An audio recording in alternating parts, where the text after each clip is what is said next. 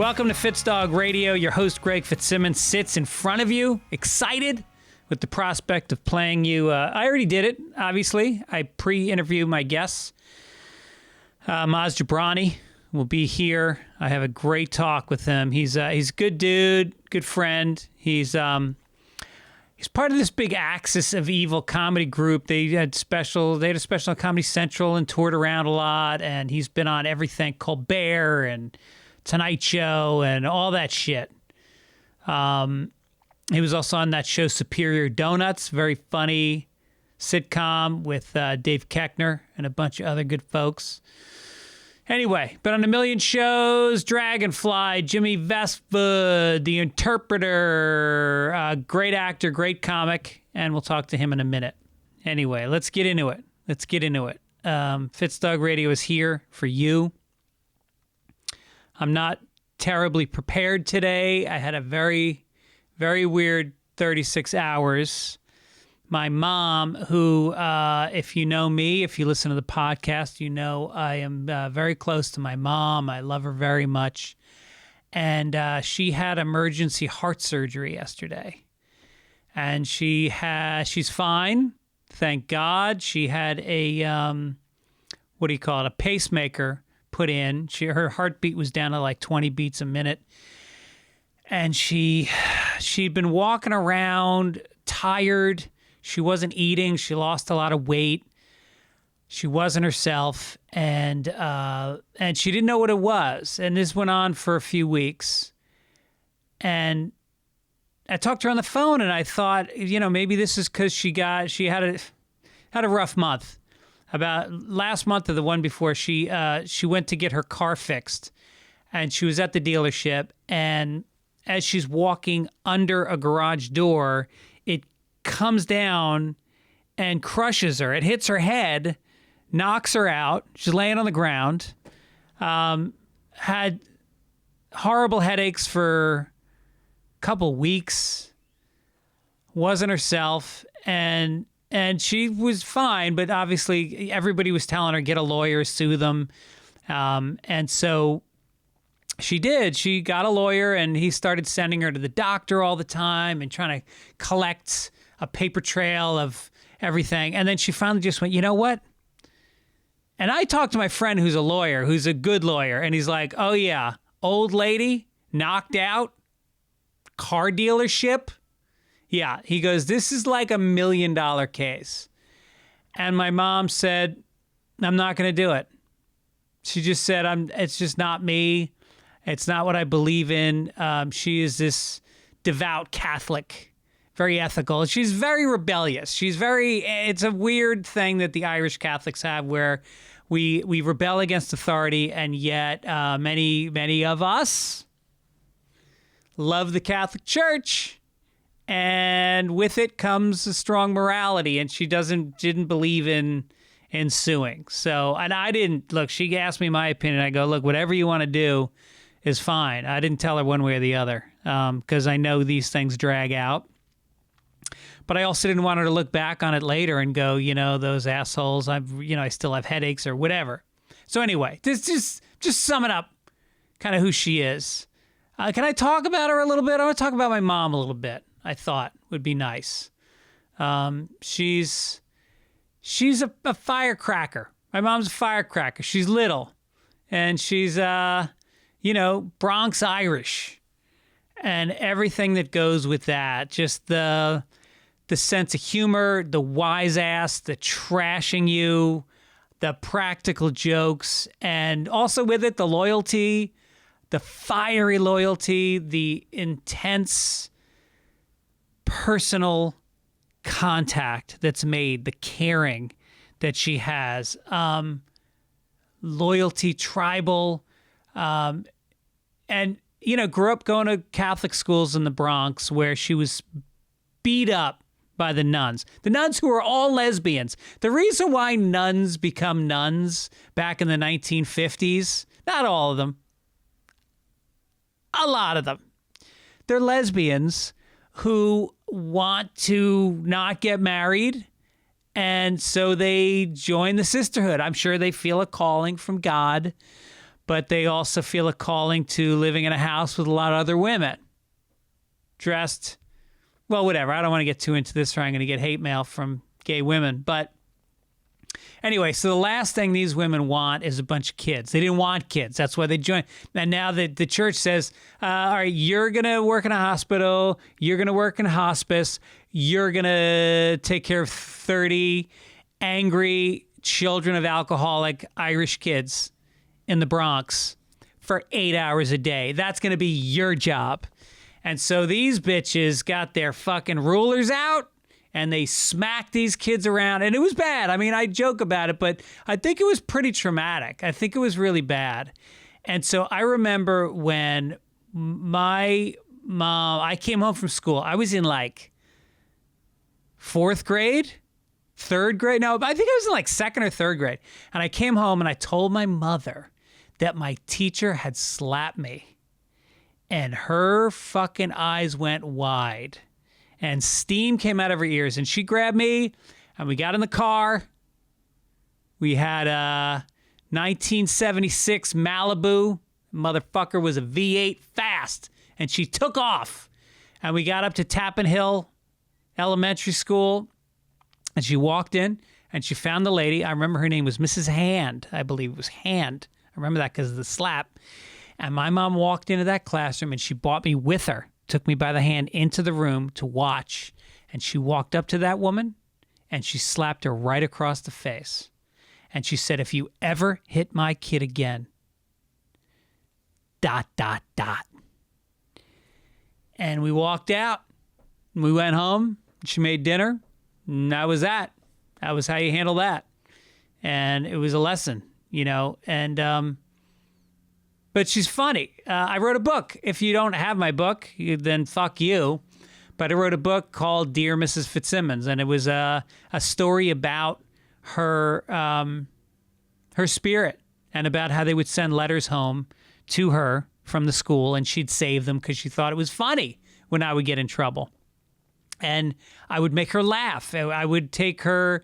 When I was a little kid, I had really bad asthma, so I had to go in and get shots every week for years. Like my whole childhood, I used to go in, and she would take me every week, and we would go to the same doctor. I can't remember his name, but we go in, and then one week we're in the waiting room, and I go, did you ever notice Dr. Schindelman or whatever?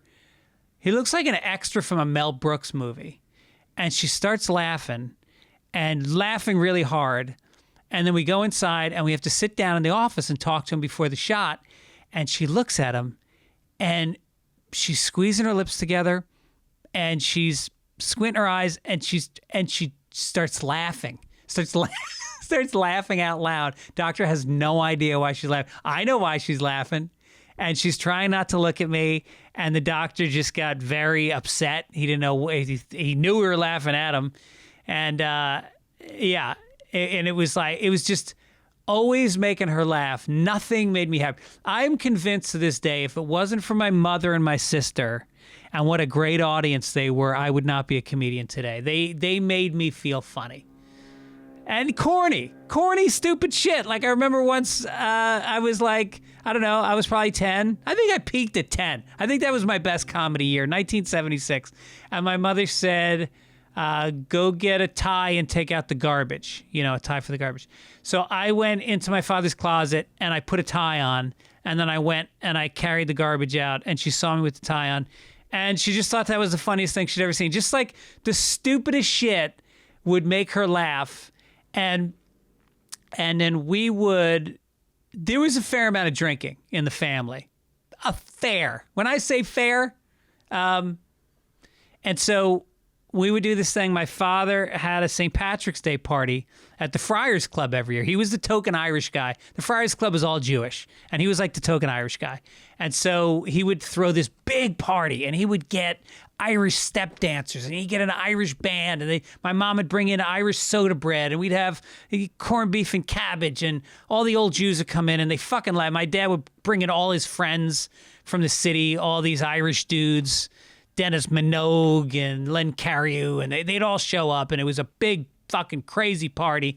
And towards the end of it, me and my mom would drink, and then we had a tradition every year. We would get up and sing this old Clancy Brothers, it's a fighting Irish song called Four Green Fields. A real, like, make a fist and pump it and sing it. And I had four green, and my sons had sons as brave as were their fathers. And so we would get up, and we had, as you just heard, the worst singing voices in here. And I'm not, everybody is self-deprecating, truly the worst voices you've ever heard. And we would get up, no band. The band would say, you want us to play it? Nope. A cappella. And we would stand there and we would sing this song. We would mangle it. And people were fucking dying. They would laugh their asses off. Yeah, I miss those parties. Those were good. So what else? She grew up poor. 5 kids in the family, 6, one of them died. And not a lot of money.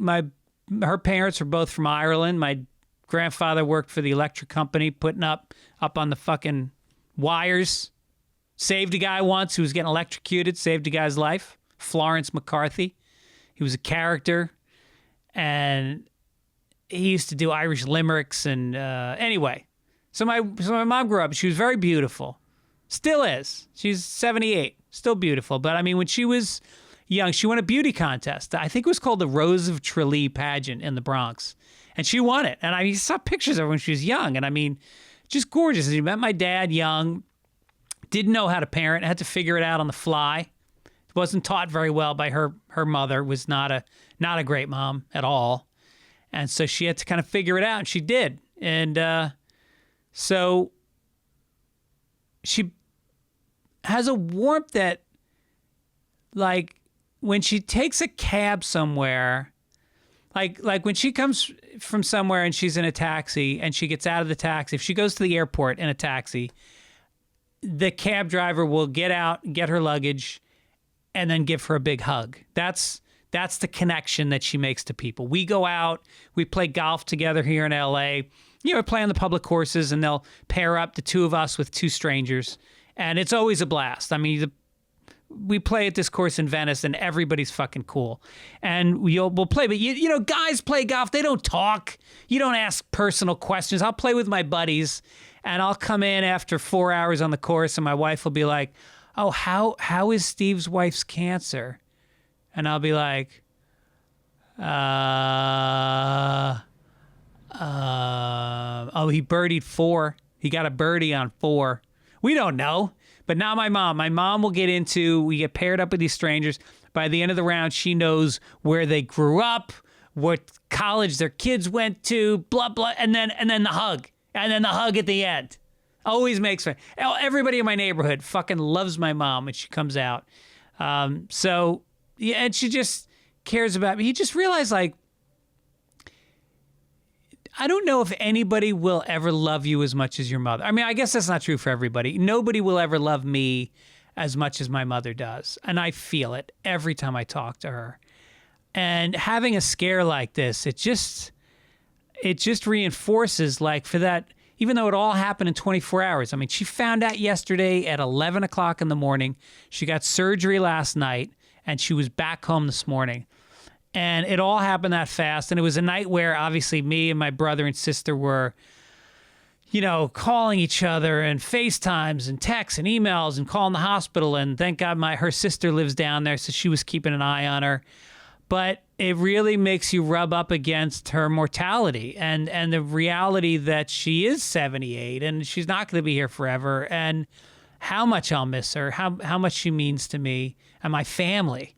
I mean, my daughter was having a really hard time last year, and my mom just started writing her letters, and they started becoming pen pals.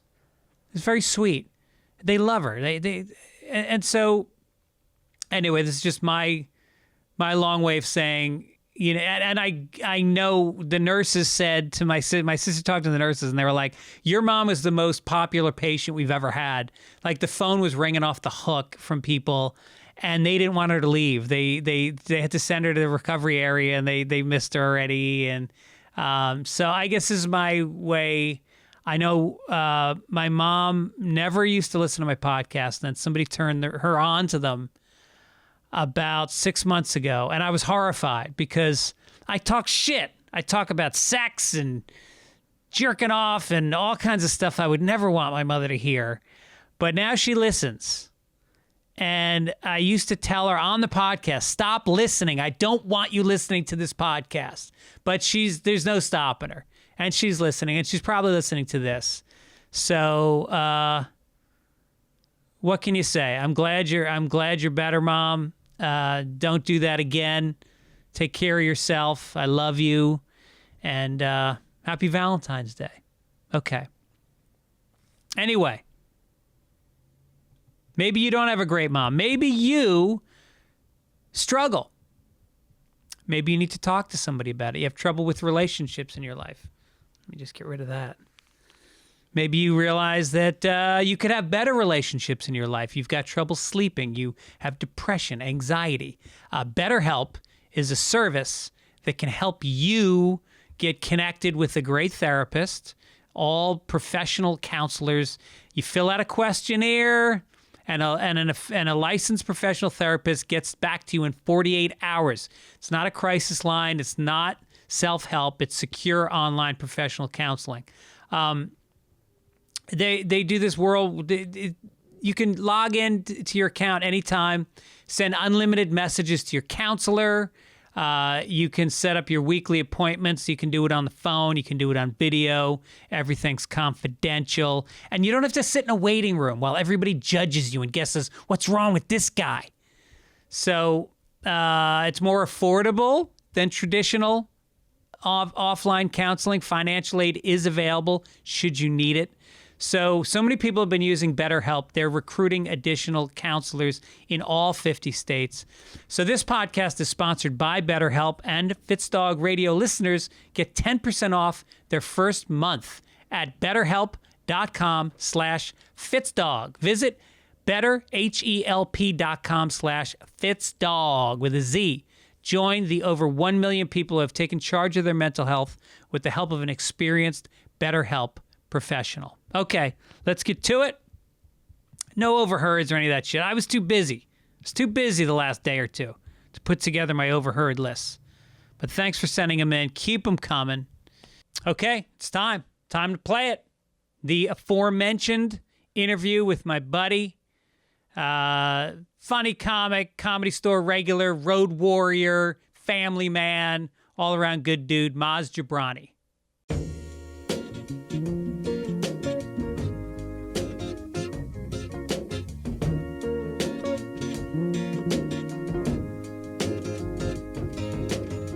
Welcome to my guest, Maz Jobrani. Jobrani. What's up, brother? How are you, man? Thanks for pronouncing that nice and slow like that. It's well, it's funny because people sometimes say jabroni, which is the the whole wrestling thing. And is there a wrestler named Jobrani? No, the wrestlers started calling each other jabroni. I don't know. So really? So if you ever watch like the wrestlers, The Rock, and it started I think with Iron Sheik and maybe before. But to insult each other, they'd be like, "You goddamn jabroni," and I was watching it and I was like, that's so close to my name, Jobrani. Like, what does that mean? And for a second, I thought in my head, the story went, my father back in Iran, because I'm from Iran, and the Iron Sheik was from Iran. And my dad used to be involved with wrestling. Like his friends were serious, like Olympic type wrestlers. Okay. Some like of his Greco-Roman. Yeah, like Greco-Roman. Some of his friends were that. So in my mind, I was like, I wonder if somewhere along the line, my father ran into the Iron Sheik, because the Iron Sheik used to be a Greco-Roman wrestler as well. And I was like, I wonder if like they were buddies back in the day and they had a falling out and the Sheik decided to use my name. That's what I thought. Yeah, right. I wonder if that happened with Dick, some poor guy named Dick. Could have been. Yeah, I mean, it happened to Karen. Just happened to Karen this year. Poor girl. It's set precedent. So I actually looked it up, and I guess jabroni means it's short for day jobber, who are the guys who would wear the overalls without, they didn't have a character. They weren't the Hulk. They weren't Andre the Giant. They weren't the Sheik. They were just the guy. he was a day jobber. So you're a goddamn jabroni, and that became the thing. Oh, that's funny. Yeah. I know a lot about the Iranian culture. My brother-in-law is from there. I think he came to this country about the same age. You were about, what, 8 or 9 when you came here? Yeah, I was 6. It was late 78. Okay. And it was just leading up to the revolution. Right. And what had happened was there was protests in the streets of Iran. And before that, the Shah had always been able to quash the protests, in the past. But this time around, everyone thought that he was going to, quash it again. So my father was on business in New York, and it was our winter break for our school. So he told my mom, he's like, "Why don't you bring me and my older sister out for just a couple of weeks, and things will quiet down. You can go back." Yeah. And we even left my baby brother back in Iran. And then nothing. We came. I always say we came for 2 weeks and stayed for whatever it is now, 40 whatever years. Wait, you left somebody back there? My brother was left. He was a baby, so we left him there, and then we got him out like a year later. But who watched him? We had like family and nannies and all kinds of stuff. But no shit, dude, it's a common story. I've run into so many people who say, yeah, they packed for a week, thinking, oh, we're gonna go, it'll quiet down, and then it kept going. I mean, imagine right now as I'm saying this, I'm thinking about the 2020 that we had in America. Yeah. And the protests. Now, you had Black Lives Matter protests, which were not trying to overthrow the government, but the Capitol protests were. So imagine if leading up to the Capitol protests, you had huge, that size protests over and over and over again. And in our minds, we're all thinking, well, the military is going to come in and kick these bozos out. But they don't. And then all of a sudden, you're like, oh, my God, we're under a totalitarian dictatorship of Donald Trump. Jesus, unbelievable how close we got. That's the thing is, like, you don't realize that it doesn't take 51% of the country to overthrow the government. It takes, 20. I mean, you look at what happened with the Nazis. It was, most Germans were not on board. Yeah, absolutely. And it's like, and that's where I think, because I have a lot of friends who are Republican, and they will, they find ways to wiggle out of this, the putting their foot down and putting a stop to kind of what's going on. Because the difference, a lot of times, like one of my closest friends was like, well, these were bad. I agree with you. Storming the Capitol was bad. But during the Black Lives Matter, like those were bad too. And people weren't saying things. And I'm saying, yeah, they were a little different, and you try to point out the differences in terms of the Black Lives Matter was not trying to overthrow the government. They were first of all, the protesters were actually protesting, but then the looters who came in and started looting, that's a different group of people. Right. But and I'll say, listen, so anybody who looted or rioted during the Black Lives Matter protests was wrong to do so and should be held accountable. I will say that. Now, the difference is, so they'll come back and say, well, okay, yeah, our guys should be held accountable too. I go, but your guys tried to actually overthrow the government, and they have guns, and they're still on chat rooms talking about it, and they have a lot of politicians who are supporting or at least condoning them. And it's scary. Like you said, if you get the right amount of people together with their guns, and if you get, because they're finding now more and more people at the Capitol were military dudes. So if you have more and more people that are military dudes, who's going to win? The military or you and me with our, microphones? Well, that's what I always think about. Like when the shit hits the fan, because I don't know, do you own a gun? Hell no. I'll tell you my gun. Go ahead. I'll tell you my gun. I don't own a gun, and I do think about that. Like, the average, there was a Trump guy today. There was a pickup truck that was parked in front of my house, and two of the wheel, it was one of these giant F-250 pickup trucks with the double wheels and the double exhaust, and he's got Trump stickers all over it. Ugh. And he's got two of his wheels are up on the curb in front of my house.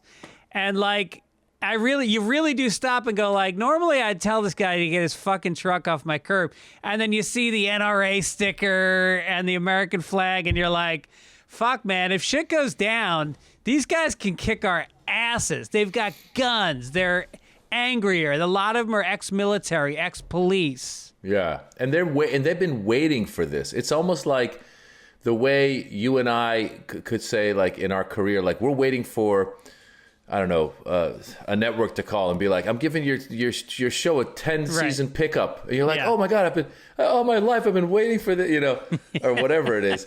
These guys have been waiting for someone to go, it's showtime, Patriots. I mean, they're calling you the Patriots. I'm like, you assholes. The only Patriots are the football team. Like, if you go around calling. So you're absolutely right. These guys are looking for it. So you go up to the wheel guy, hey, man, get your wheels off. He'd be like, yeah, what are you going to do about it? I was like, oh, God, he's got the goddamn gun. I'll tell you what happened with me with guns was I've always been very against guns. And right when the lockdown happened, I think it was right around the time the lockdown happened, I was recording my podcast at All Things Comedy, which is over in Glendale. And it was maybe like lockdown started on the 12th. I think it was maybe a few days before. And I'm driving to go to record, and on my way back, I see these long lines outside of some stores. And I look over, and they're gun stores. And I'm like, oh, my God. Oh, yeah. People are gunning up. Yep. And it really worried me because, that people were like, oh, there's going to be a run on toilet paper, shortage of stuff, et cetera, et cetera. And this is before the Black Lives Matter protests even started. So I talked to my wife. I go, wait, maybe we should get a gun. And she's like, are you kidding me? I'm like, I think we should. We talked to her brother who knows about guns, and we really considered doing it because I was like, why is everybody gunning up? Because I was like, I think they're going to come and try and rob each other. I don't know. But I ended up compromising, and I bought a bat. Yeah, so I got a bat. I got a bat by the front door. Yeah, and that's it. We had a pellet gun. Somebody bought me a pellet gun for my birthday for some reason because she's from Texas. And I told her I wouldn't get a gun, so she bought me an air gun. And so I go out in the backyard with my nephew, who was he was almost a Navy SEAL. He got kicked out at the end, but like real tough guy. Grew up in South Africa. So we're in the backyard, and we're shooting each other with the gun. We could see first one pump. Who could handle one pump? Who could handle two pumps? I got to 3 pumps. I had a welt on my leg for like a week. And then we started throwing cans in the air and shooting them. Uh-huh. So then I get a text from my next-door neighbor. Oh, no. With a picture of their son's bedroom's broken window with a pellet hole through it. And she goes, do you guys have a air gun by any chance? And meanwhile, she knew I did because she follows me on Instagram, and I showed a picture of the welt it was actually on my ass from the shot. So she knew I had one. So I was like, I can't even have so I gave it to them. I go, look, you guys have a house up. They have a house up the coast, like in the with some land. And I go, why don't you guys take it? Teach the boys how to shoot. Yeah. Yeah, you could have injured someone. I mean, I could have shot his fucking eye out. It could have been like a Christmas Story when exactly. I'm not a gun guy at all. Like, I mean, listen, I've shot guns in a gun range before, and there's something. I did that once. Yeah, it's kind of invigorating, and you're like, oh, this is cool and whatever. But to buy into that mentality of like, first of all, it's so stupid. The whole independence, like, it's my independent. I'm American. I can protect my land. Motherfucker, you just relax. Like, get an alarm system for the house, and let's. Yeah, in a way, it makes you look weak. I think having to have a gun is like saying, I can't handle myself with a bat. I can't protect myself. I need a gun because somebody black is gonna come and hurt me. Yeah, that's what it is. Most gun owners are racist. Anyway, I don't want to go down this road. I want to talk about you, Maz. The last time. Guess what year the last time you were on the show was? I just looked it up. Holy shit! What, 2015? 2013. Holy shit! Why is it that long that you haven't been on my show? I have no idea. It's so funny because a lot of times, I see friends of mine that have their shows, and I'm like, oh, this is great. It's fantastic. And in my mind, I thought I was on there more recently. You're absolutely right. It's great to catch up, man. Yeah, I know. It's like we're so used to seeing each other. I mostly see you at the Laugh Factory, and it really is a fun hang because it's like, there's a different set of comics at each club, and I like the Factory's got a good lobby. You can actually hang in the lobby. I remember you came in one night, and you bought a bottle of wine in. Yeah. Well, that's become my routine has become before the pandemic. I would try and get an earlier spot at the store and a later spot at the Factory. Yeah. Because Jamie, the owner, Jamie Masada, is a big wine drinker, and he likes to kind of hold court. And so we'll bring in a bottle and we'll sit either in the lobby or we'll go upstairs. The lobby's great. And whoever's there, we pour a little and we just talk. And it's so nice. great. It's fantastic, man. I love it. Is he Iranian or is he Israeli? Jamie is a Persian Jew. And so, yeah, I think he grew up in Iran and he left when he was young. I think he spent some time in Israel as well. But he's a good guy. He's a mensch. You know, he does those holidays, the Thanksgiving and Christmas meals for all the homeless. You've done those before. Yeah, I've done it. I've served at the Christmas one. My whole family did.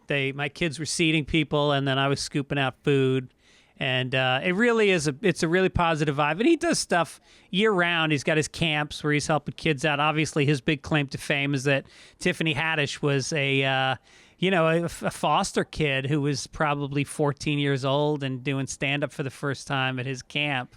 And, how crazy is that? What a great story. Yeah, I know. And I remember seeing her.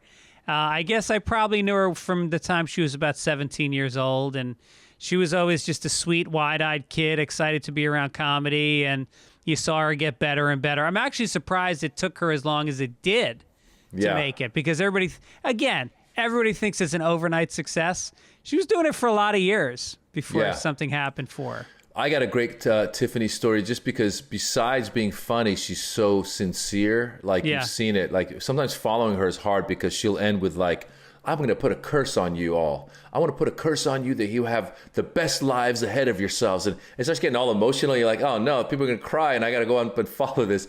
But one time it was funny because as you said, she's wide-eyed. She's always very just seems to be having a good time. And I was hosting a fundraiser and Congresswoman Maxine Waters happened to be at the fundraiser. It was a lot of Persian people, but Congresswoman Maxine Waters and a handful of other non-Persians.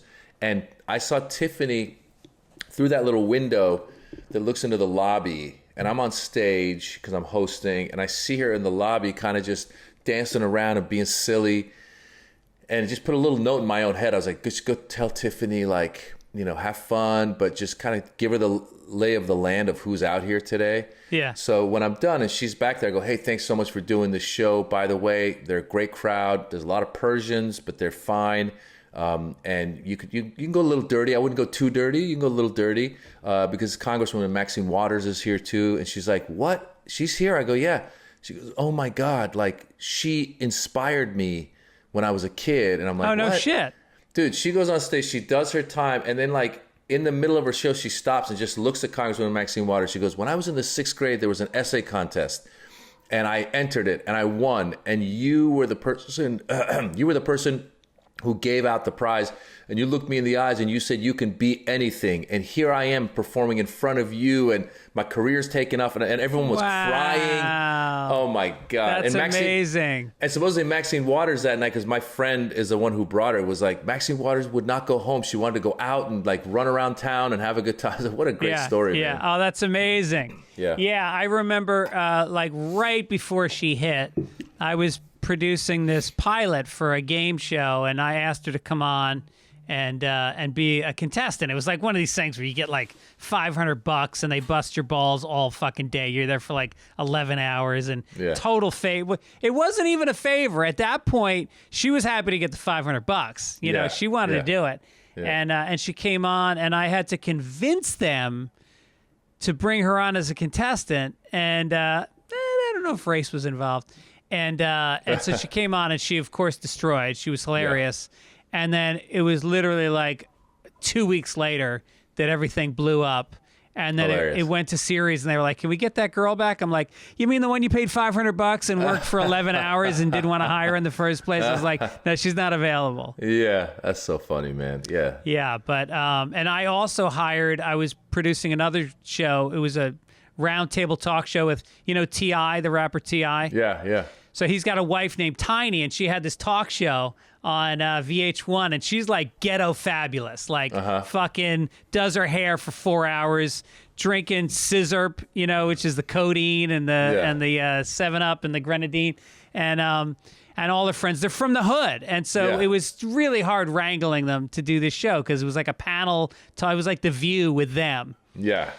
And so I had to hire. So I asked Leslie Jones, who at the same time was like fucking struggling. I mean, it was like, you know, again, $500 to do warm up in front of, and you know, crowds in Hollywood. Everybody thinks it's like, you know, a bunch of fun people that are cool and hip going to sit in the audience. No, they're like meth addicts. Yeah. Yeah. Meth addicts and also like out of work actors who think they can do it better than you. Right. Yeah, judging you. So they're in the audience, and Leslie goes up and she starts doing the warm up, and you know her, she goes 110%. She's got a towel on her shoulder, wiping sweat, going for it. Hour goes by. She's like, "What's going on, Greg? We gonna start this?" And I'm like, "Yeah, a little bit of a snag with the ladies." The ladies were in their trailers, and it's a pissing contest about who will show up last to set. Hilarious. That's the power move. Wow. And so one girl's getting her hair done, and I mean, they are smoking blunts, and they are all drinking the scissor, and a cat fight breaks out, and then I go, "What the fuck is going on?" She goes, "Well, I've got my hair done yet." I go, "Well, where's your hairdresser?" And she goes, "She's getting her nails done." That's So brilliant. 2 hours goes by. 3 hours go by, and it's a union crew, which is costing us a fuckload of money. Wow. And this goes on, and I mean, she did more. And after about 4 hours, she's like, "Greg, you got to give me some extra money." I was like, Oh my done.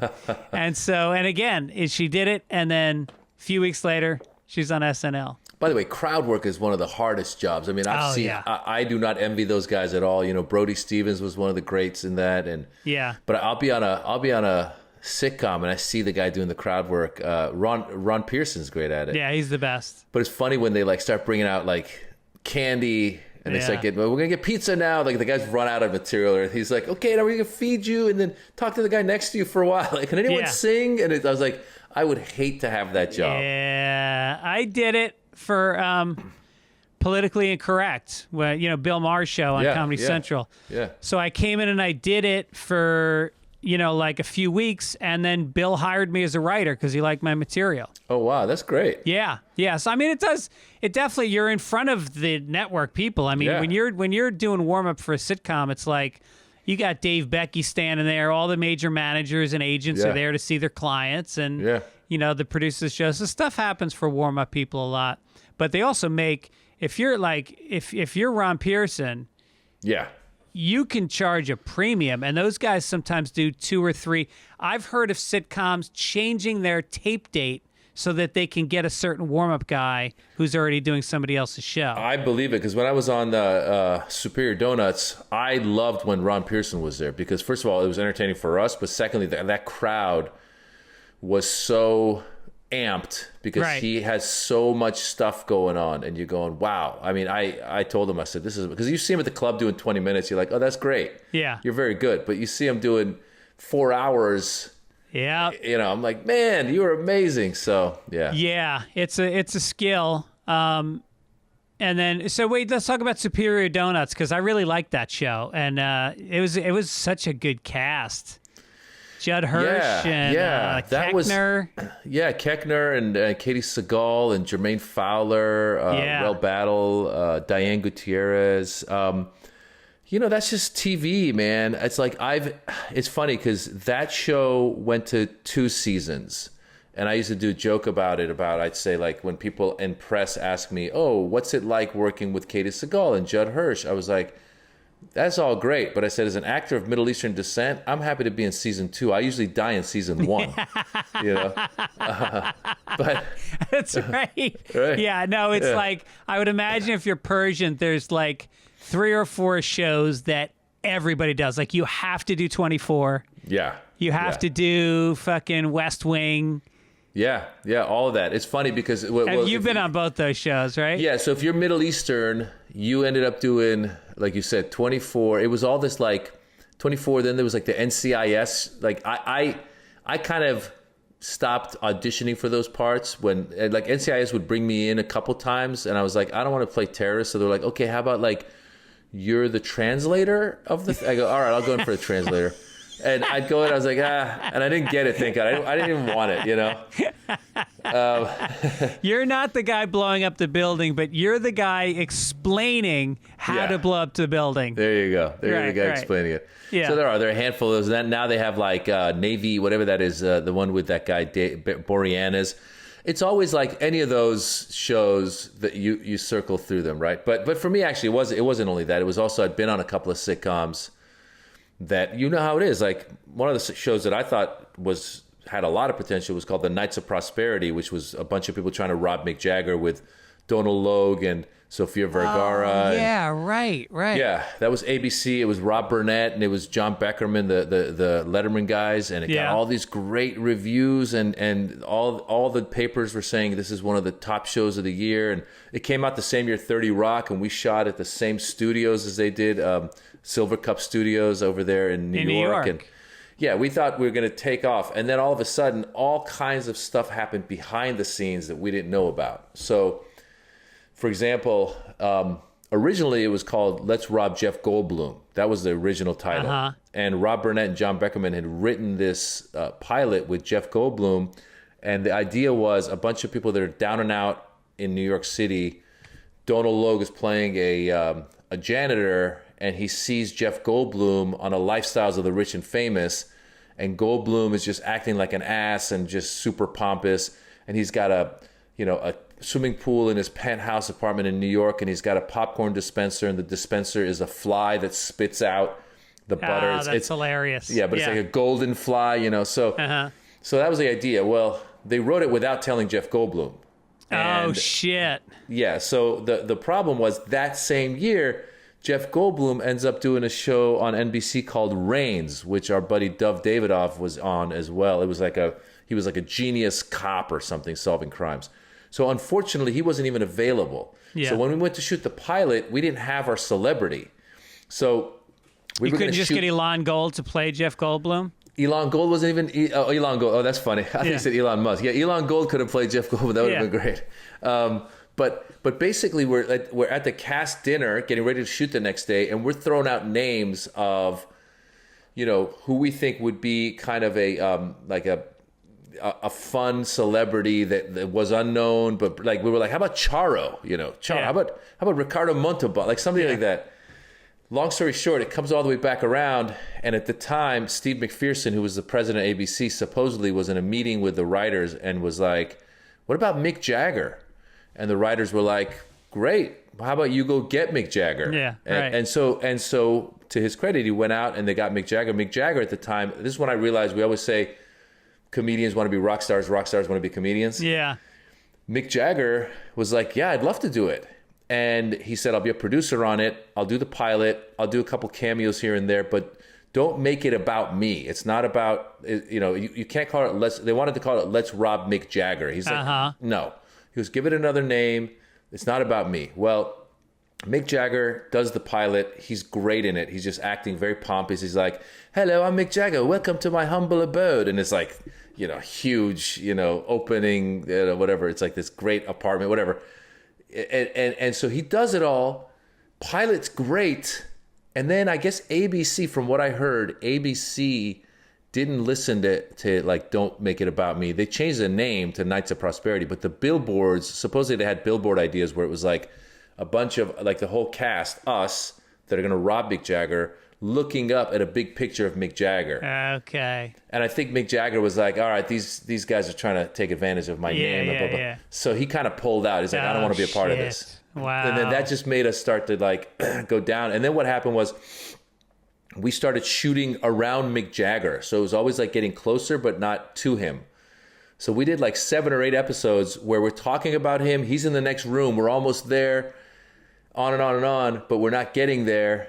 And eventually the guys were really smart. They changed it up and they brought, because they knew Ray Romano, and Ray agreed to come onto the show, and Donald Logue's character crosses paths with Ray, and Ray, contrary to being everybody loves Raymond and a nice guy, ends up being a dick. So Donald's like, "Screw Mick Jagger, we're going after Ray Romano." But the problem was hilarious. Yeah, but by that point, ABC had already gotten bitter at the fact that Mick Jagger had pulled out, and so they stopped promoting us. They stopped like we were supposed to premiere like in mid-October, and like a few days before there was no ads running on their network. So it's kind of like this like passive aggressive shit. Yeah.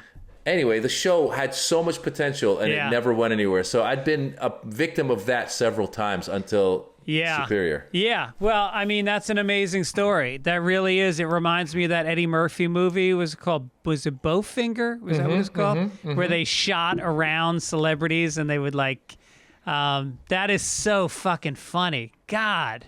And then they all of a sudden change it to you know, they're just winging it. Imagine the late hours those writers were putting in. Dude, those guys are great. Rob Burnett, John Beckman, that whole staff was amazing. And I'll tell you, to their credit, they really turned it around well. So Ray Romano knew them because Worldwide Pants, Letterman's company, had produced Everybody Loves Raymond. And Ray Romano thought I think he found it was going to be fun. And it was going to be fun because he was playing himself. And he's now like divorced his wife, or he's leaving his wife. He's left LA. He's come to New York, and he's sick of being the guy who everybody loves, that image. So he has found an off-Broadway play with Natasha Lyonne about heroin, and he's going to go be in that play. Oh, no shit. Yeah, so he's on. This is all in the show. So he's on the Kathy the show with what's the one of the morning shows, Jason Statham, no, whatever is it, the Strahan, Today's Show, or with the pretty the blonde lady, yeah, Kelly Ripa. So he is on Kelly Ripa's show in the TV show, and Donal Logue's character, who's a janitor, like stumbles into the room, falls in love with Kelly Ripa. He's like, "Oh my God, hi, how are you, Miss Ripa? I'm a big fan." And Ray walks in. He's like, "Hey, Kelly, can I talk to you for a second?" He's like, "They gave me the questions you're going to ask me. What kind of stupid questions are these? What's it like being a woolly mammoth? What's it like being a stupid blonde or whatever?" He's just a total jerk. Yeah. And he leaves, and Donald's like, "That's our target." So that's our mark. We shot a few episodes, and it was great. And this is where, again, all this stuff, this is TV, right? Network TV. We leave the season not knowing if we're going to come back. Yeah. And as the upfronts start happening, I'm flying from LA to Cleveland one day and for shows in Cleveland. And they're supposed to, like, the upfronts are in a few days, and they haven't announced it. For those people that listening, upfronts are where the networks announce their shows for the next season. And so I land in Cleveland, getting ready to go do my show, and I start getting all these texts and phone calls. People go, congratulations, agents, managers. I go, what? They go, Hollywood Reporter has reported that Knights of Prosperity is getting season 2. And I'm like, that's amazing. You know, it's going to be good money, good show, da-da-da. And they go, the writers want to be on a call with you and the whole cast tonight at 7 o'clock. I go, great. I have a show at that time, but I'm not on till later. You know, there'll be other performers on. I can talk. So I'm going to be backstage. So we get on, all the cast gets on, like, we're like, hey, Donald, I'll see you in a few months. Hey, Sophia, you know, see you soon. Da-da-da. Kevin Michael Richardson. We're all excited. We're like, yeah. And then Rob Burnett, the exec producer, comes on. We're like, what's up, Rob? We're going to do it, man. It's been reported. He's like, yeah, guys, actually, I've got some bad news. And we're like, ha, that's funny, Rob. Come on, man. When do we start? He's like, no, I'm being serious. They decided last minute to pull it. Wow. I was like, what? And they decided last minute. And I talked to some exec years later who said that they were in the room when it happened. Like, they had all their shows up, and they go, last minute, they were like, yeah, you know what? Forget it. And they just pulled it off. Yeah. No, I've heard so many stories of people flying into New York and not knowing. It's like going to the Oscars. You're standing around not knowing if your show, and the rumors start. And that guy, Steve McPherson, who ran ABC, there was something wrong with that dude. I think he was insane by the end. Like, I really think he was mentally insane. And meanwhile, he probably runs ABC still, and I just fucked myself. But I wrote on a sitcom with Alyssa Milano. Uh-huh. And so we got hired, and we came in May, and we started creating the show, come up with the characters. We got Lloyd Bridges on. We build a set, shoot the pilot. Pilot gets picked up. We come to work all summer, write 12 scripts. Build other sets. All the actors are on hold, getting paid. September goes by, October, November. We say, oh, you're going to come on in mid-season. December, we got a ping pong table. We're fucking wearing out the paddles, playing ping pong. I go to work and play ping pong, and I would skateboard, and we did no work. We had nothing to do but sit there and wait. And then finally, by like December, after everyone's on hold for a year, they go, Steve decided we're not going to do it. I mean, Done. What the hell is that? It's just the craziest, because it's like, I don't even understand the strategy. Like I've said before, I wish I could just like shadow some of these execs just to see what the thought process, because the question becomes like, is it that the guy didn't like it from the beginning and somebody forced him to pick it up and he's like, I don't want it? Or did he like it and then saw the final product and was like, it's not what I thought? Because the truth is, you and I both know these shows like Seinfeld or some of these other shows that became successful, they started out ranked like 100th. Nobody was watching them. That's right. But it takes someone to be behind them to push it through. And, you know, I've also had this situation where, like, I did a pilot years ago and it came down to, it was ABC, and it came down to the weekend before. And at the time, they had a Matthew Perry pilot called Mr. Sunshine that I guess they had some deal because Matthew Perry is coming back to TV.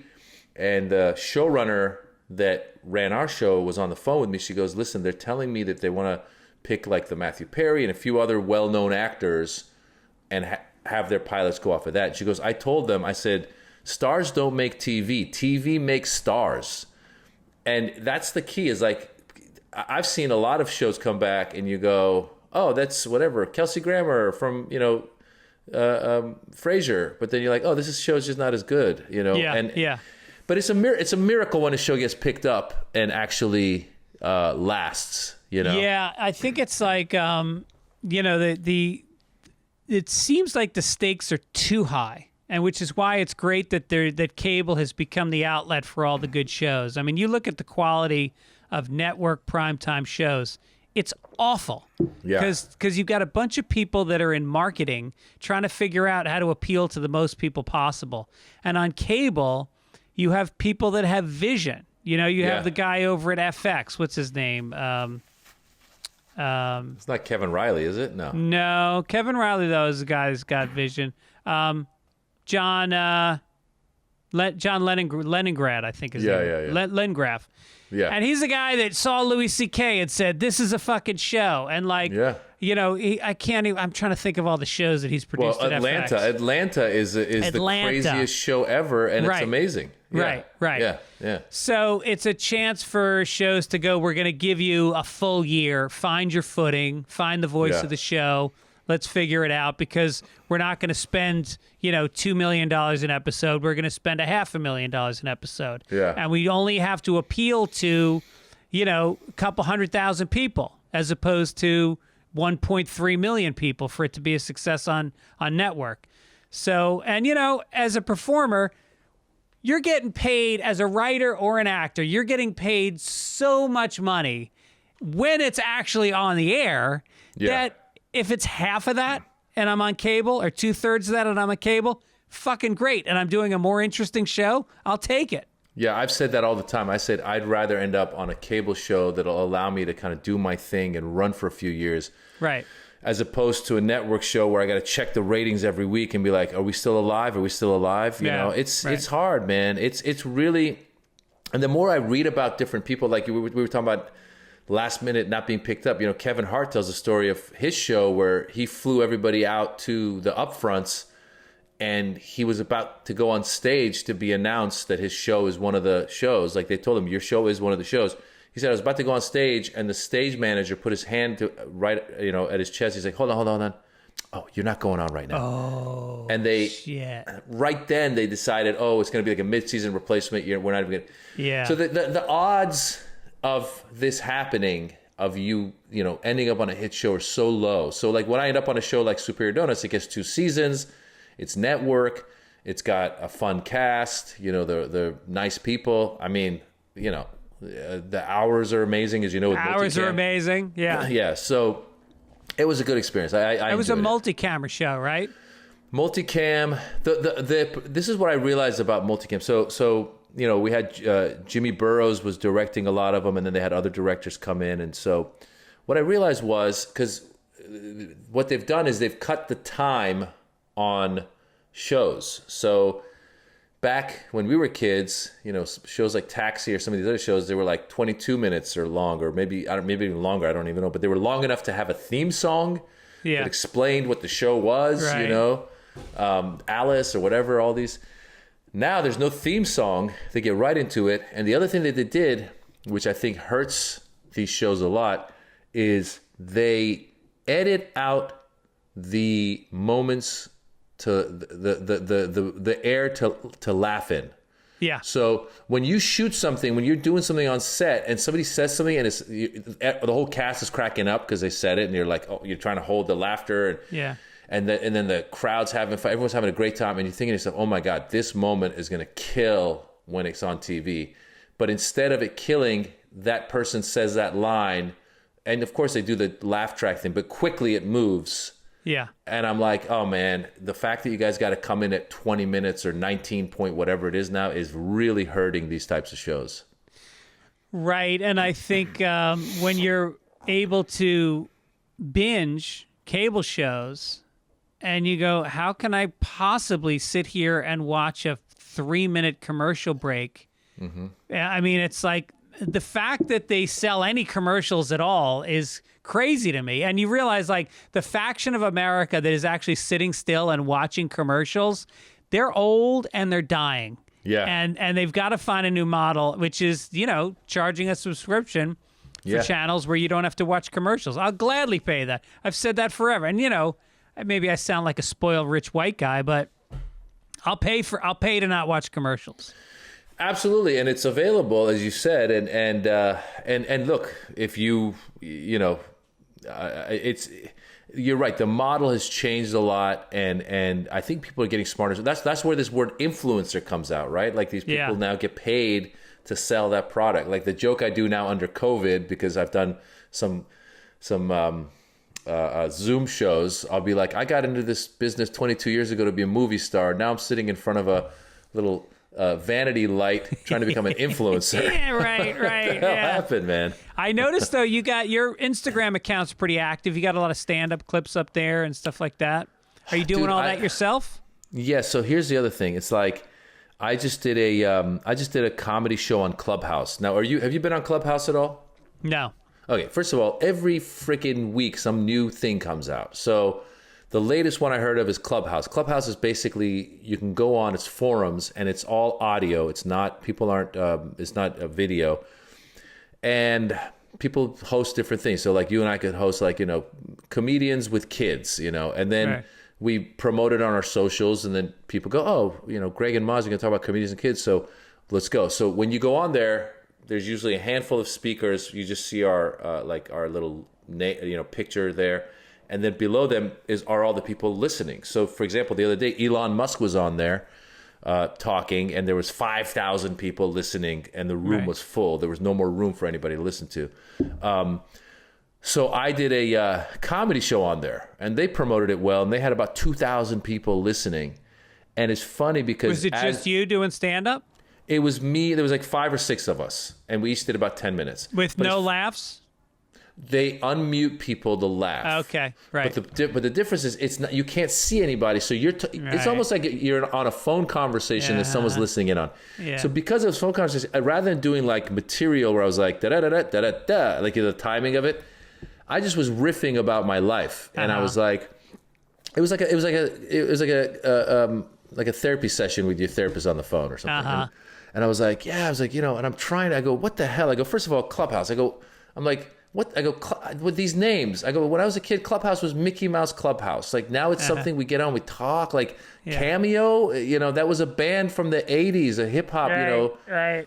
And then I go, going back to your Instagram thing, I go, you know, I've been trying to, I go, every time I start getting good at something, you guys come up with a new thing. Yeah, right. And I said, I've been trying to do the Instagram thing, and people tell me, you got to keep posting, and it'll grow. And I go, I keep posting, and my numbers keep going less and less. I go, people are like, I swear to God, it's true. It's the weirdest thing. Yeah. I have been stuck at 288,000 fans on Instagram for like the past 5 months. And every once in a while it'll go like 288,300, then 284,400, then back down to 200. Yeah. And I'm looking, I'm like, what is this? So I've got a couple of theories. One theory is, a while ago when I first started, there was this lady on there who was a fan, and she was this like psychic type lady who had 1 million followers or something. And she reached out to me. She's like, big fan, you know, this and that, would love to be on your podcast. And I was like, okay, let me just see if I can make it happen, because I wasn't sure if my podcast was the right place for this lady. And she didn't, I'm not even sure if she was like, what's it called, verified. I just wasn't sure, but she had over 1 million followers.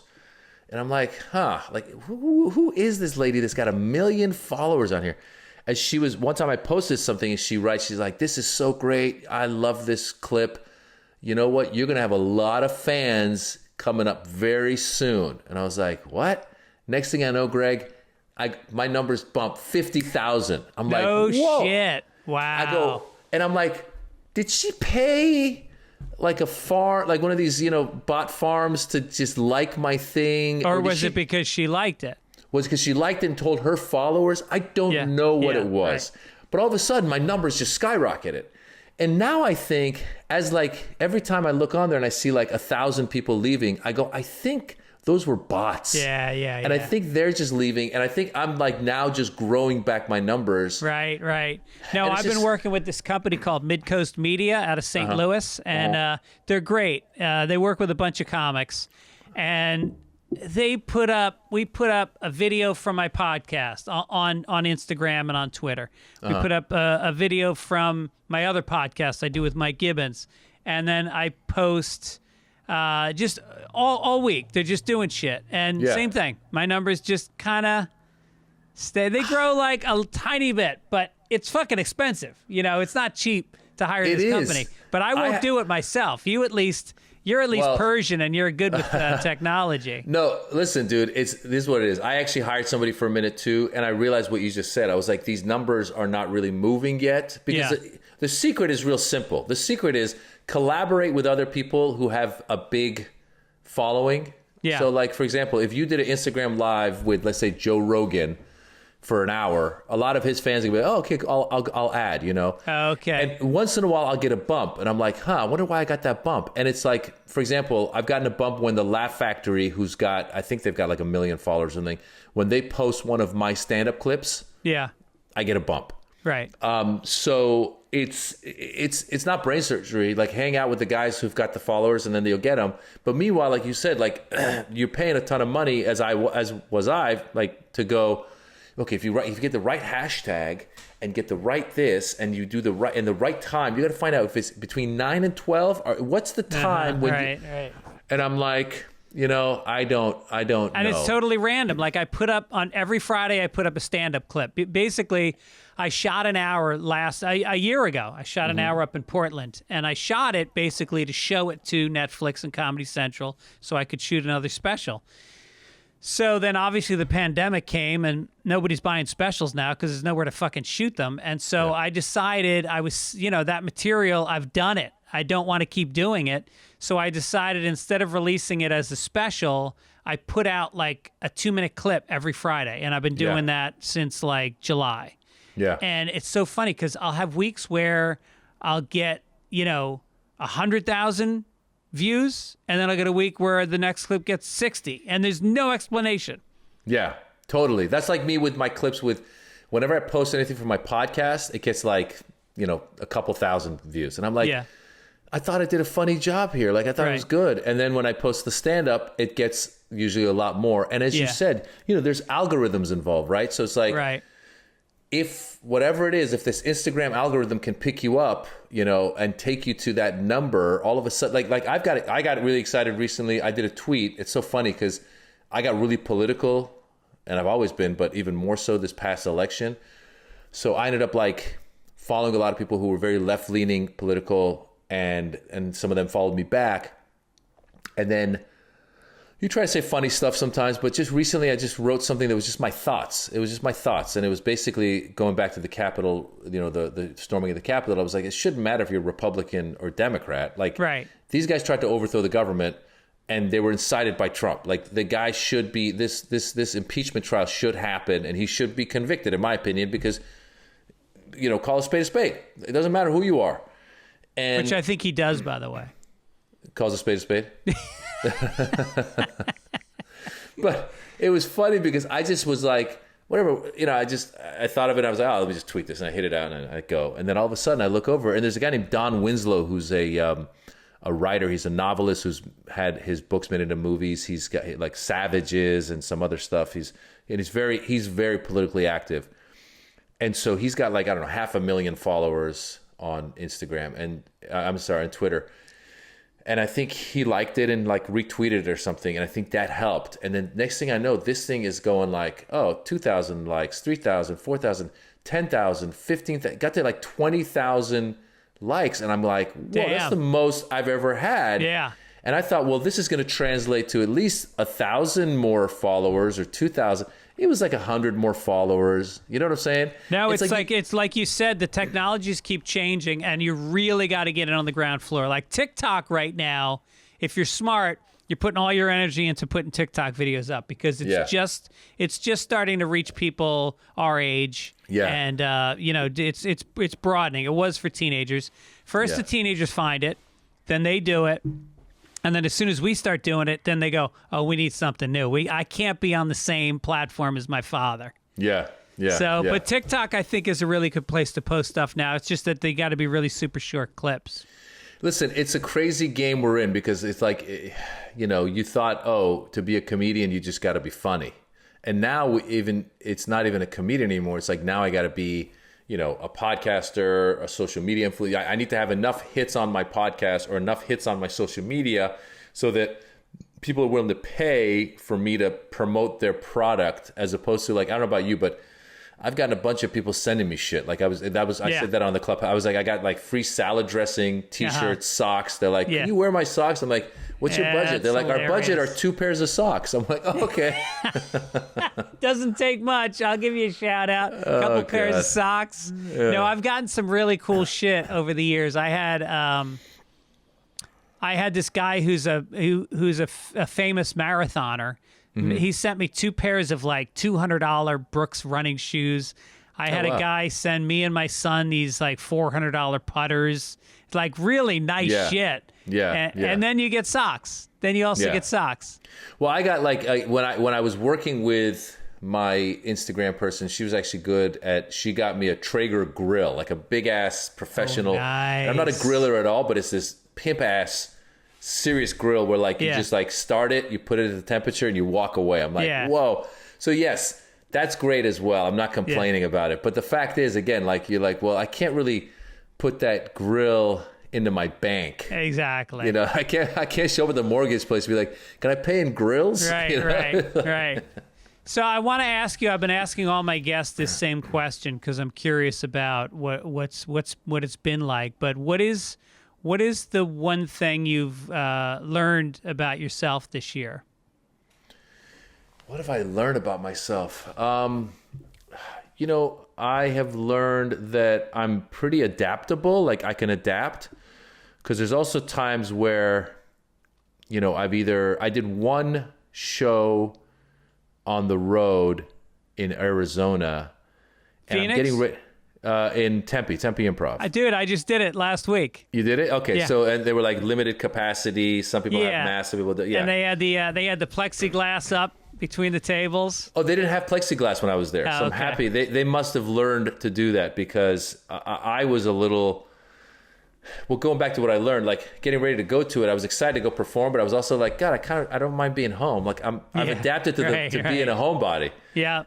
And so similarly, like, I go around now the house and like we got a pandemic puppy, so I'm picking up shit, or I'm cleaning, or I'm like, I did electrical work, and all that stuff. Like, because I was so busy touring always, I never had time to do it. So I'd always be like, well, let's call a guy, he'll come do it, let's do it. And not to say we still haven't called guys, we still called people when it's like a little too complicated. But for the most part, like I'm capable of becoming that guy. If I had a steady income stream, I could become that guy. And sometimes those jobs are actually pretty fulfilling. God, yeah. No, I feel like if I could quit comedy and go do construction or electrical work or something where I work with my hands, whenever I do anything, I built a go-kart with my son. We built this insane tree house, and I've never felt better. Yeah, you feel like when you go through it, you get it done, and you're like, all right, even something as little as like my son threw the dog's frisbee on the roof, and I was like, I'm gonna get it, and I went up and I got the little. I got the ladder and I got the little net for the pool and I pulled it off and I was like, I did it, because I think in the mind of, at least in my mind, the way they see me is a little bit like, they, meaning my family, is like, oh, he's soft. He's soft. But I'm like, I did all the lights for Christmas. I went out there, I got like, and the funny thing was, because I'm such a rookie in some of this stuff. For example, I'll tell you, before the pandemic, we used to hire some guys to come out and put all the lights up. Are you serious? Yeah, because it was like, we thought, okay, there's a whole tree, and then there's the front, and then the thing, and I'm touring, right? So I'm like, and I'm touring, and I'm doing well. Yeah. So my wife's like, yeah, whatever. It's like $700-800. I'm like, you know what? Do it. It's Christmas. Tip them $100, whatever. Let's do it. So, but then this time I'm like, babe, I haven't worked. I got to go do this. Got it. So the funny thing was, like, I didn't know how many lights we needed. Greg, I went to Lowe's like 10 times because I kept buying a box of lights and I thought that's enough. I come back and it was like the wrong color. I'd go back. I went back and forth, but finally I had a nice front, the tree was done, and I was like, I'm proud of me, so, that's great, man. Yeah. That's great. Yeah. I'm just always afraid I'm going to destroy my house. Like, if I do something electrical that the house is going to burn down, I'm going to be like, well, congrats, you saved $150 and you burned your fucking house down. Yeah, there's that moment. I've had that moment too where I've been like, I better stop unscrewing this thing right now. Right. Get a professional to, because I don't know where I'm going with this, So I looked you up online, and it looks like you got a new special. Did you sell a new 1 hour special?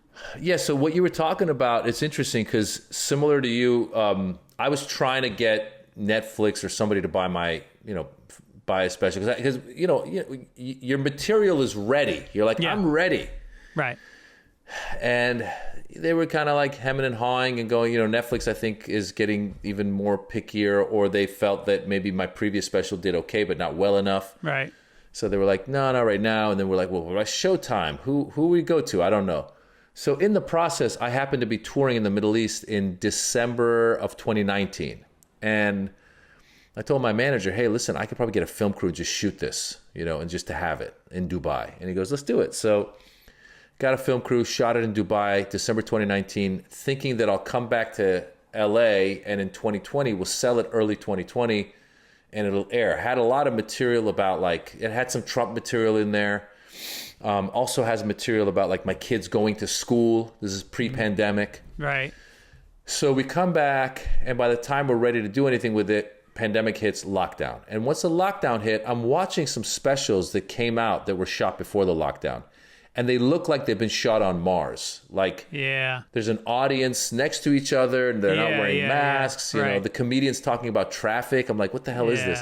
So I was like, you know what? What I'm going to do is I want to shoot, similar to what you were saying, I was like, I want to shoot just a pandemic special and just put it out. Because people, early on in the pandemic, people were like, oh my God, people are devouring things online. Just do it. So my thought was, let me do a few minutes and edit it in with this other thing. And let's just release it on my YouTube channel, like you were saying, once a week, 3 minutes at a time. Hope some of the clips go viral and maybe my fan base grows, and we're just investing in the future. And in that process, my agents were like, let's see if we can find a buyer. So they got with Comedy Dynamics. Comedy Dynamics went and found Peacock. And I was like, Peacock? What they're doing comedy specials? They go, yeah, they're doing comedy specials. And I was like, all right. Is that NBC's app or something? That's NBC's streaming service. Okay. Yeah. So I was like, listen, that's fantastic. And I said, I hope they can, air it before the elections, because there's Trump jokes in there. I feel like it's going to be dated afterwards. Yeah. And they kept bumping. Eventually they bumped it to, late January 28th, last week, because they said we have a strategy. We want to bring The Office back on our network, which they did in early January. They launched with The Office. That helped them grow a subscription base. to the point where now I guess they just reported they have 33 million subscribers. No, The Office was the #1 show on Netflix. There you go. So they took it from Netflix, put it on their streamer, probably brought a lot of people over, and then they bought a bunch of other comedy specials, and then my special is mine and another special are the 2 originals that they have. Oh, cool. Yeah, so it's kind of exciting because I had no idea, and so when I turned on to watch it, you turn on the Peacock app, and my special is right next to The Office. It's right on their landing page. I go, oh, that's good. Great, man. Yeah, so it came out, and the good thing that I did that I think helps a little bit, it's funny. Is this the special that you shot in Dubai?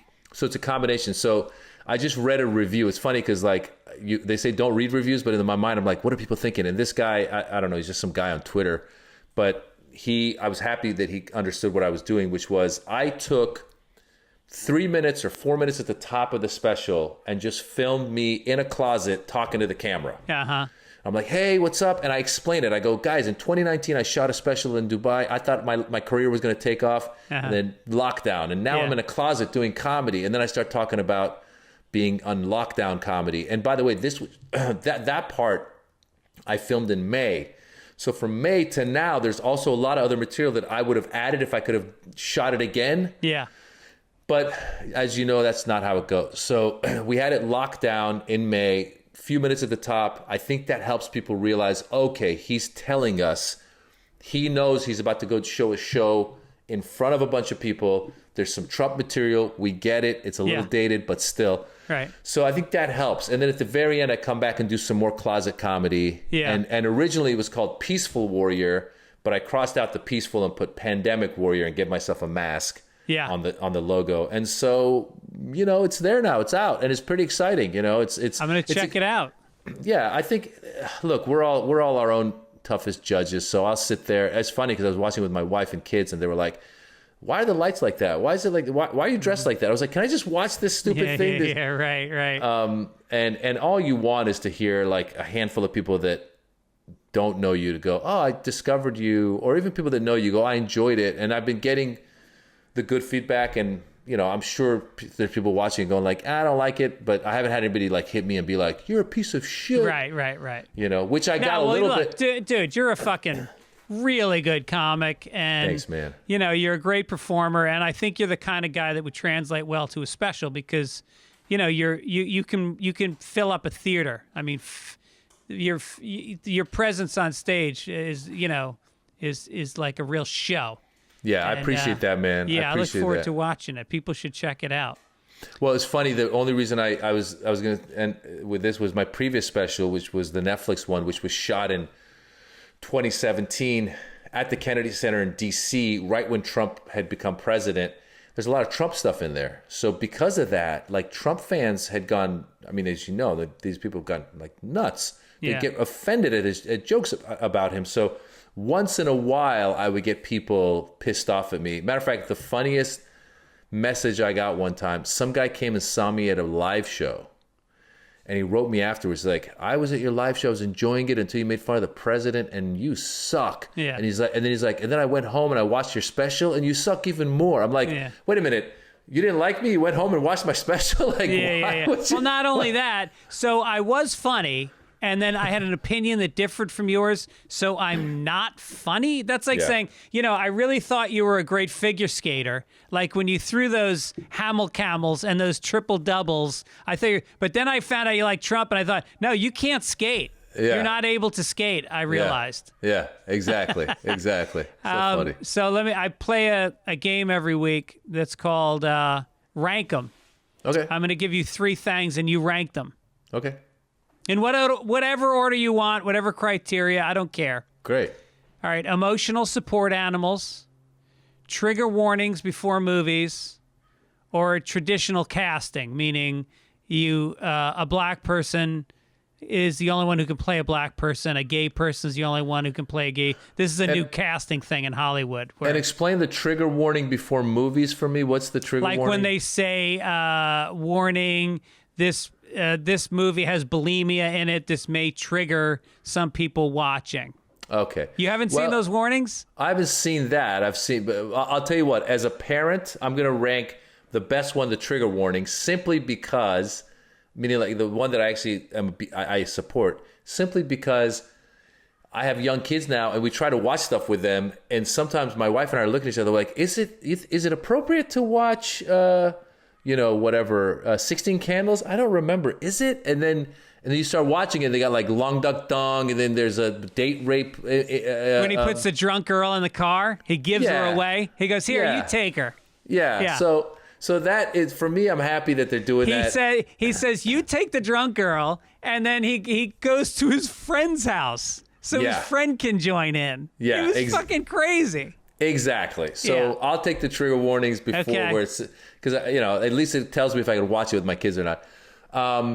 The traditional casting, I'm for a lot of that in terms of like being someone from a Middle Eastern background and wanting to be cast in more and more parts. I can see that, like, look, we have the actors for it. So it's like, why do you have to have Jake Gyllenhaal play the Prince of Persia when you've got dudes who are Persian or at least close to Persian? Right. And now this is coming from someone I've played Mexican before. I've played. Oh, you have? Okay. Yeah, I played Arab. I played Indian. I played all kinds. And the fact is, I got into this business because I was a big fan of Peter Sellers, and he did all those parts, and I was like, I want to be like him. Yeah. So, but the truth is, I'd like to play parts closer and closer to myself if possible. Yeah. So I'm for that. At the same time, if you're having trouble finding the right person that is traditionally that ethnicity, I'm always for the casting director going, well, how about if we open it up a little bit? Because sometimes the best actor is not necessarily from that ethnicity, and maybe you got to just rewrite the character a little bit. So that's that. Yeah. There was a on Big Mouth, which I love. Do you watch Big Mouth at all? I haven't watched it. I should watch it. Dude. So good. Like one of the best shows in the last decade. I'm going to watch it. And but they had a situation where there was a character that was there was an actor voicing a character that was half black, half Jewish. Okay. And she made a very big statement. Big Mouth is very PC staff. Yeah. And Nick Kroll is very aware, very woke. Yeah. God bless him. Yeah. And so the girl gave up her job not her job because I think she did other characters, but she gave up this character because she's not black. Oh, wow. She's Jewish. Yeah. Was it Jesse Klein? Is it Jesse? Jesse Klein? No. I think it was Jesse Klein.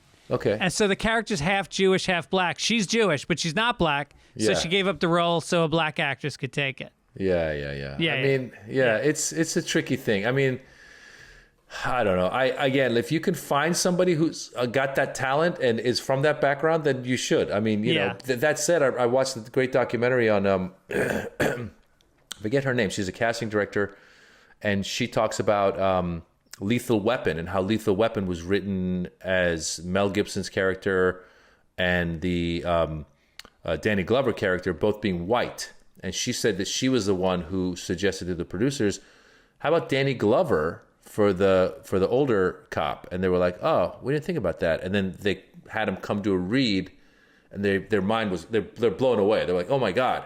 Yeah. So that's kind of colorblind casting. Right. If you can do it, and it worked in that case in favor of a person of color getting the part. Yeah. So, I don't know. So I would say that's my second thing. And the third one, what was the third one? Was emotional support animals. Look, I'd never had a dog. I never and we finally got one in the pandemic, and I didn't want it at first. I was like, guys, I don't know. It's a lot of work.